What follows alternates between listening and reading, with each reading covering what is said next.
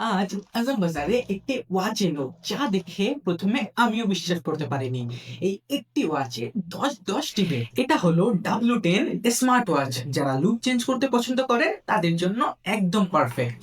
একটি ওয়াচে 10টা বেল্ট পাবেন, অফিস, ক্যাজুয়াল, জিম অথবা পার্টি, সব জায়গায় আপনার মুড অনুযায়ী এর লুক চেঞ্জ করে ফেলতে পারবেন। একটি ওয়াচ, 10টা স্টাইল। এর ডিসপ্লে খুবই শার্প, আউটডোরে রোদের আলোতেও ক্লিয়ার দেখতে পারবেন।